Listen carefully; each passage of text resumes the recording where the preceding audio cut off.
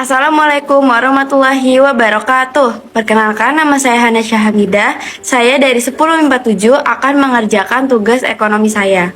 Di sini saya akan menjelaskan pengertian BUMN. BUMN atau Badan Usaha Milik Negara, yaitu berarti badan usaha yang sebagian atau seluruhnya modal dimiliki oleh negara.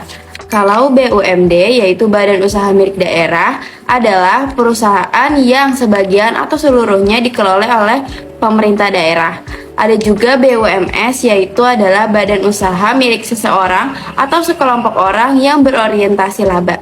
Peran BUMN yang pertama, BUMN menyediakan lapangan pekerjaan. BUMN juga membantu mempercepat pertumbuhan ekonomi nasional. Peran dari BUMD menyediakan lapangan pekerjaan bagi warga daerah setempat dan juga membantu meningkatkan perekonomian daerah. Peran dari BUMS yang pertama meningkatkan penerimaan devisa dan juga membantu meningkatkan lapangan pekerjaan bagi pengangguran. Perkenalkan, nama saya Dini Nabila. Di sini saya akan menjelaskan bentuk BUMN, BUMD, dan BUMS. BUMN sebagai salah satu sumber penerimaan keuangan negara yang nilainya cukup besar, mempunyai dua bentuk, yaitu perusahaan umum dan perusahaan perorangan. Untuk BUMD, bentuknya perusahaan umum daerah dan perusahaan perseroan daerah. Di sini saya akan menjelaskan perbedaan tentang kedua bentuk BUMN dan BUMD. Yang pertama, perusahaan umum atau perum. Perum bertujuan untuk manfaatan umum berupa penyediaan barang atau jasa yang bermutu tinggi dan sekaligus mengejar keuntungan berdasarkan prinsip pengelolaan perusahaan atau bisnis profesional. Ciri-ciri perusahaan umum yaitu melayani kepentingan masyarakat umum dan dipimpin oleh direktur. Misalnya kayak Perum Pegadaian, Perum Desa Tirta, atau Perum Damri. Yang kedua ada perusahaan perseroan atau persero. Persero adalah salah satu badan usaha yang dikelola oleh negara atau daerah. Berbeda dengan Perum, tujuan didirikannya persero yang pertama adalah mencari keuntungan dan yang kedua memberi pelayanan kepada umum. Ciri-ciri perusahaan umumnya yaitu pendirian persero diusulkan oleh menteri kepada presiden dan pelaksanaan pendirian dilakukan oleh menteri dengan menghasilkan perundang-undangan. Misalnya PT Kereta Api, PT Jasa Marga, atau PT PLN. Badan usaha swasta dapat dibagi ke dalam beberapa bentuk, yaitu badan usaha perseorangan, firma, CV, dan perseroan terbatas. Assalamualaikum warahmatullahi wabarakatuh. Perkenalkan, nama saya Tiva Gamreni, saya dari 1047. Saya akan mengerjakan tugas ekonomi saya. Keunggulan dan kelemahan BUMN, BUMD, dan BUMS. Keunggulan Perum. Seluruh keuntungan Perum menjadi keuntungan negara. Keuntungan Perum yaitu pengelolaan Perum ditentukan oleh kemampuan keuangan negara. Keunggulan dan kelemahan persen adalah mencari keuntungan sekaligus memberi pelayanan kepada umum. Keunggulan badan usaha perseorangan adalah cara pendirian badan usaha perorangan lebih mudah. Kelemahan badan usaha perseorangan adalah tanggung jawab badan usaha tidak terbatas. Artinya, jika terjadi kerugian, maka harta pribadi pemiliknya juga menjadi jaminan. Keunggulan firma adalah jumlah modal yang dapat dihimpun lebih besar daripada usaha perseorangan. Akibatnya kebutuhan terhadap modal lebih mudah dapat dipenuhi. Kelemahan firma adalah sangat mudah dan rawan menjadi konflik antara anggota sekutu yang berakibat pada bubarnya badan usaha ini. Keunggulan CV. Kebutuhan akan modal lebih mudah diperoleh karena berbentuk persekutuan. Investor dapat direkrut karena tertarik akan keunggulan usaha dan produk. Kelemahan CV. Adanya perbedaan tugas dari sekutu pasif untuk tidak mengelola langsung kegiatan badan usaha. Keunggulan PT. Modal yang dikumpulkan lebih besar, yaitu melalui penjualan saham.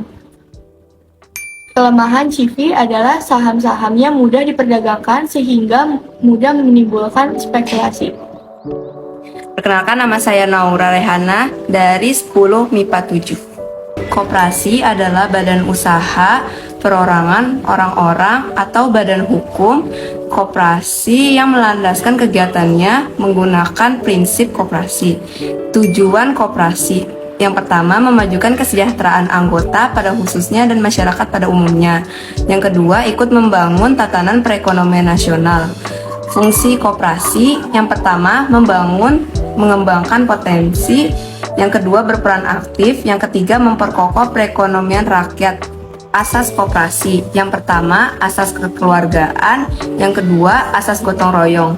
Prinsip koperasi yang pertama keanggotaan bersifat sukarela dan terbuka, yang kedua pengelolaan dilakukan secara demokratis, yang ketiga pembagian sisa hasil usaha dilakukan secara adil.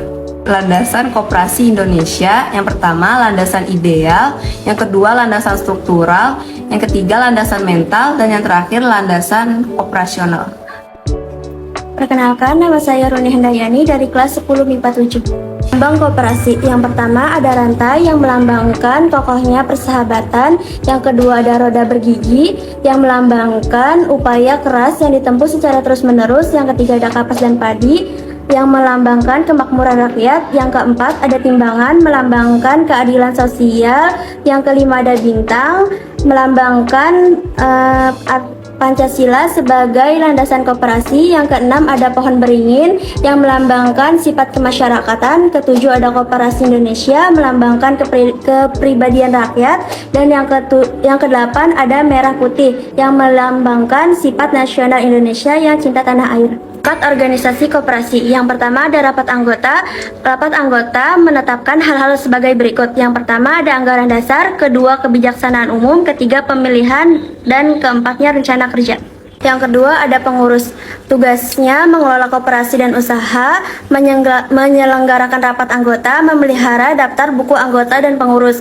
Yang ketiga ada pengawas. Tugas pengawas yang pertama ada melakukan pengawasan terhadap pelaksanaan kebijaksanaan pengelola koperasi. Yang kedua ada membuat laporan tertulis tentang hasil pengawasannya. Modal koperasi. Yang pertama ada modal sendiri yang terdiri dari simpanan pokok, simpanan wajib, dana cadangan, dan hibah. Yang kedua ada modal pinjaman.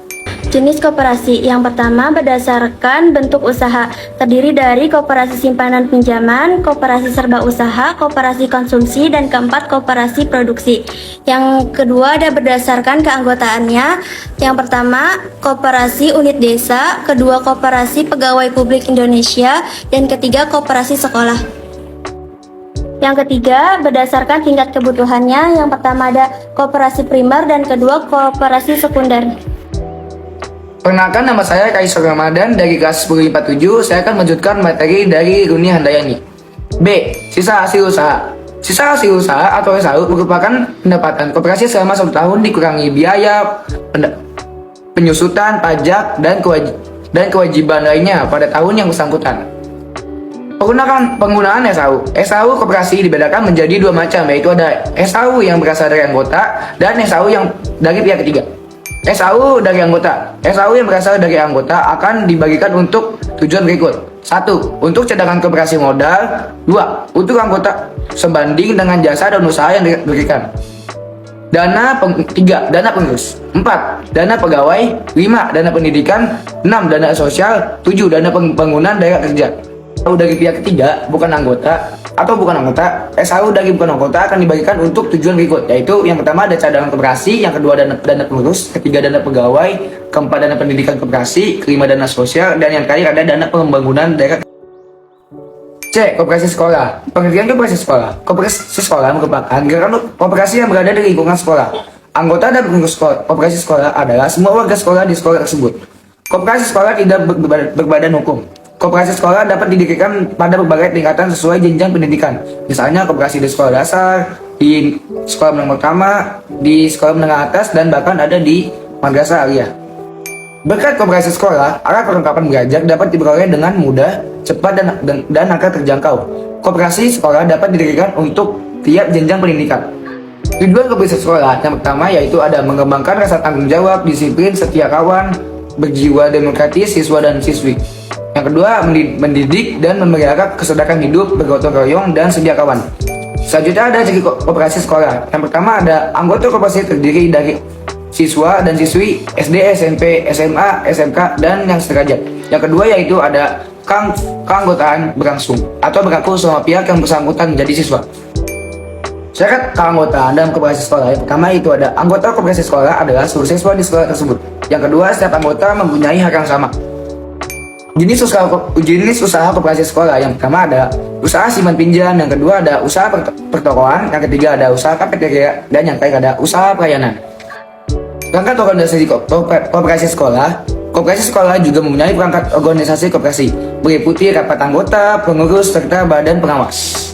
Modal koperasi sekolah. Yang pertama ada modal sendiri. Modal sendiri dapat terbagi menjadi beberapa, yaitu yang pertama ada simpanan pokok, yang kedua ada simpanan wajib, dan terakhir modal pinjaman.